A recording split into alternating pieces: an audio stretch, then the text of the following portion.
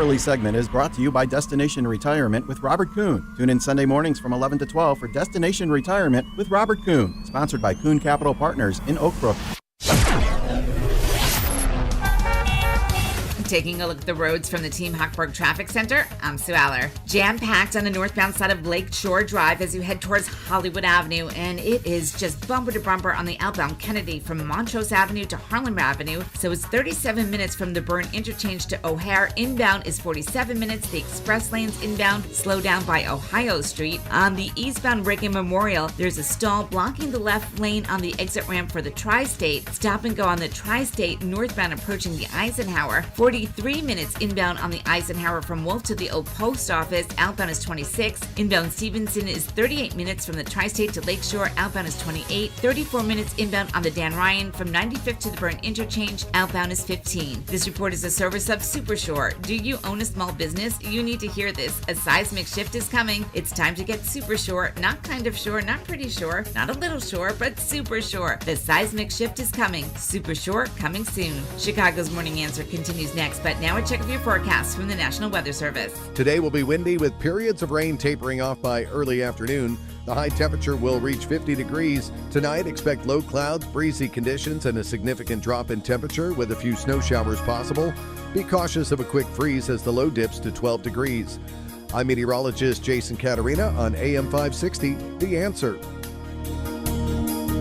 Get the latest weather, traffic, and news updates online at 560theanswer.com. Now, from the Signature Bank Studios. If you're looking for the latest news, insight into what it means, and the sharpest opinion, there's only one station in Chicago where you can turn, and it's this one. We're AM 560, The Answer. Top of the morning, Dan Proft here, and yesterday's primetime Christmas address from the president included something that wasn't predicted but was offered, as well as something that was predicted that wasn't offered. Let's start with the surprise that was offered, Trump's warrior dividend. Tonight, I am also proud to announce that more than 1,450,000, think of this, 1,450,000 military service members will receive a special, we call warrior dividend before Christmas, a warrior dividend in honor of our nation's founding in 1776. We are sending every soldier $1,776. Think of that. And the checks are already on the way. Okay. And something that was anticipated that did not come to be was Trump addressing the situation with respect to Venezuela, particularly after he ordered a total and complete blockade of all sanctioned oil tankers entering and leaving Venezuela.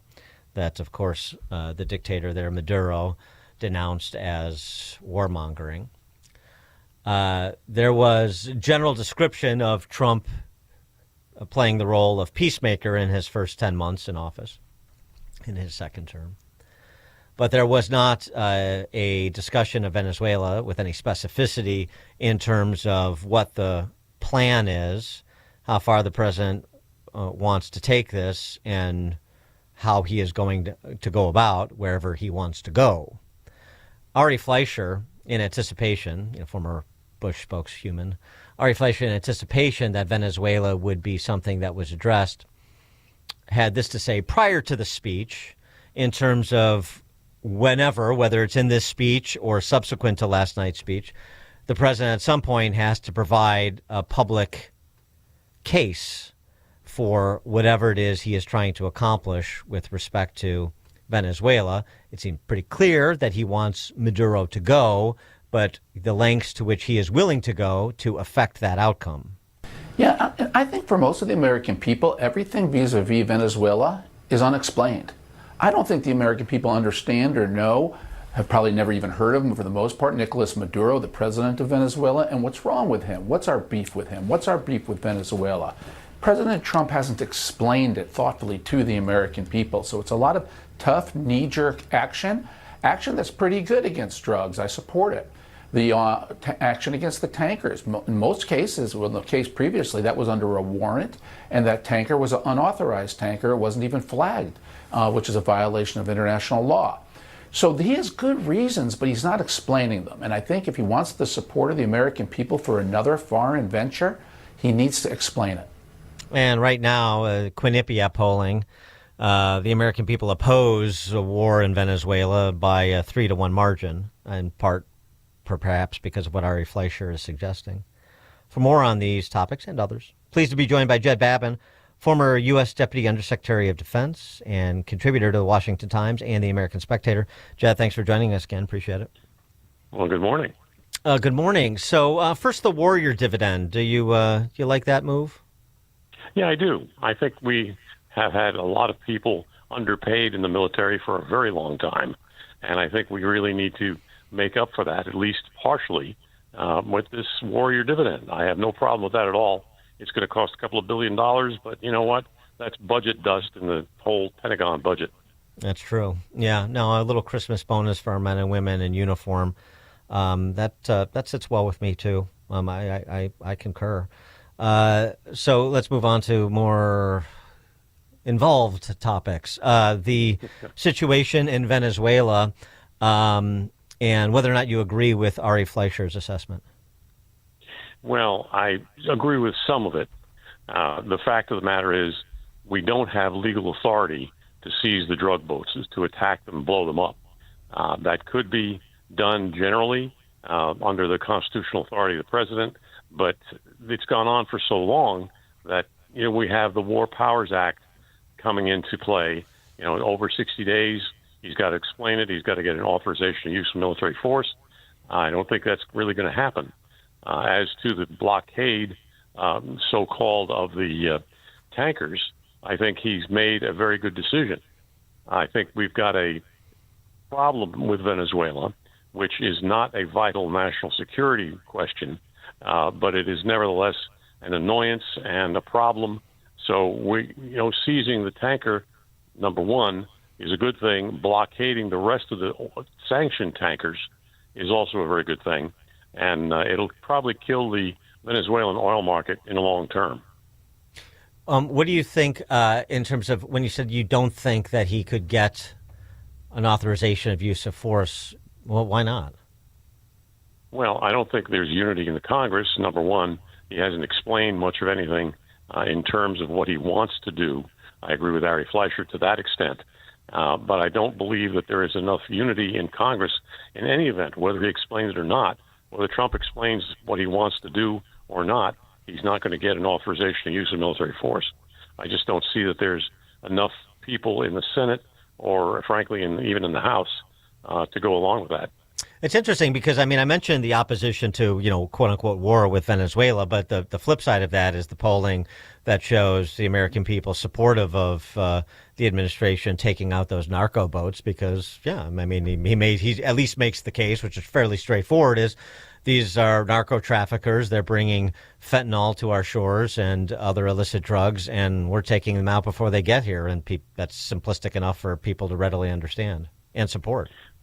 Well, it's enough for people to understand and support, but it's not enough legally. Trump has a problem there. I don't think it's a very serious problem. I don't think Congress is going to make any big fuss about it. But I do believe he needs to explain to the American people what's going on a lot better. And he certainly needs to, before we go in with any ground operation into Venezuela, he needs to make clear what vital national security interests we have. And I don't believe we have one. How did you receive the announcement that DOD was not going to make public that quote-unquote second strike video of the boat that was taken out, one of those narco boats taken out? Is that particularly important? Well, it's not particularly important, but it's getting to be important by virtue of the fact that a lot of people are just not going to forget it. They're not going to be letting up and the Democrats not going to let up in Congress. So I think they need to release the video. And what's more, they need to come to some sort of conclusion as to whether or not that strike was legal. I don't believe it was, the second strike at least, in terms of that boat. And whether we killed a bunch of people who weren't resisting. That would be a war crime. That would be a uniform code of military justice. Well, right, but of course the admiral who made the call, who briefed Congress behind closed doors, made the argument that those individuals were still in the fight, and obviously he had the backing of Hegseth and Trump on that. Yeah, I don't know that's going to wash. I think in the long term, it's a bad decision. I think holding the video back is a bad decision. Let's get it all out. Let's see what happened. And if the admiral is guilty of some sort of crime, then he ought to be punished. And if anybody else was involved, they ought to be punished as well.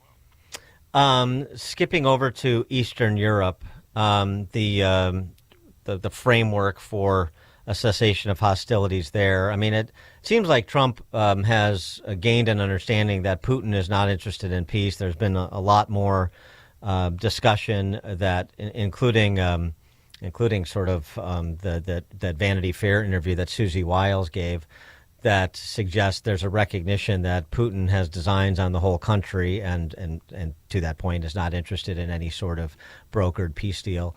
And if that's true, what is the U.S. and the Trump administration to do? Well, number one, it's been very obvious for a long time.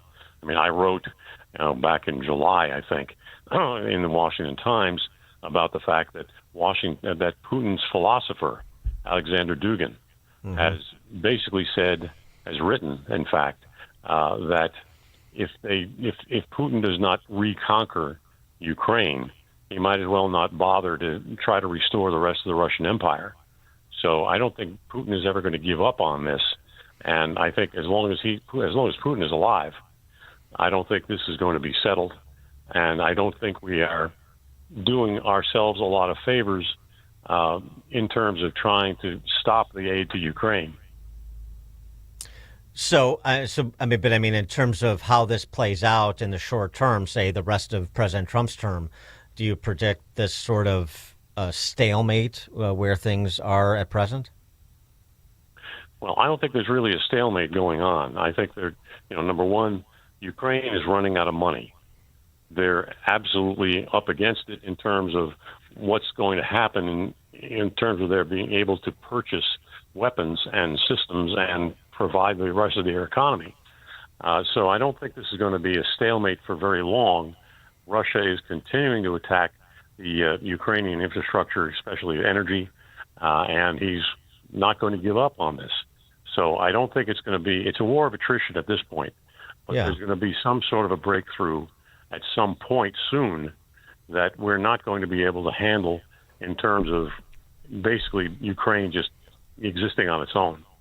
Well, so, is your supposition then that this is just a matter of time and maybe short of formal U.S. involvement and more significant European involvement, that's what it is, a matter of time? Well, I think it is. On the other hand, again, I don't believe, as like in Venezuela, we do not have a vital national security interest in Ukraine. The Europeans do. Mm-hmm. They absolutely have an interest and a vital national security interest, but I don't think they're going to stand up and back Ukraine to the extent it needs to be backed. I think we are now in a position where Ukraine could very well fall to Russia in the next 6 months. I want to get your reaction as well to the news that Dan Bongino is leaving the FBI end of the year, basically. That's actually something Susan Crabtree from RealClearPolitics.com told us weeks ago that was going to happen. You heard it here.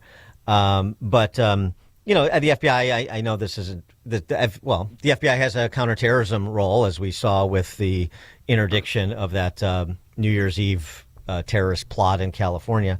And so, so just your assessment of Bongino, the state of the FBI in conjunction with, their national security function. Well, the FBI is very resistant to reform. I don't know whether Bongino's ouster is basically as a result of personality conflicts or whatever. But I do think that, there's some things going on with the FBI that are not good. And they have not been good for quite some time. especially, the business of going after the congressional emails and phone calls and so forth. That's got to be explained a whole lot better than it has been. But at this point, again, I just don't know what's behind Bongino's retirement or ouster. Jed Babbin, former U.S. Deputy Undersecretary of Defense, contributor to the Washington Times and the American Spectator. Jed, thank you as always. Appreciate it. Thanks, Dan. And Jed joined us on the Turnkey.pro answer line. This is Chicago's Morning Answer. I want Christmas. Just give me plain baby Jesus lying in a manger. Christmas. On AM 560, The Answer. Honey, why does it take you so long to get ready? Because I've got one tiny sink. I'm trying to balance makeup on the back of the toilet, and the mirror's always fogged up. Sounds like a circus act. Exactly. And I perform every morning. At Forever Remodeling, we create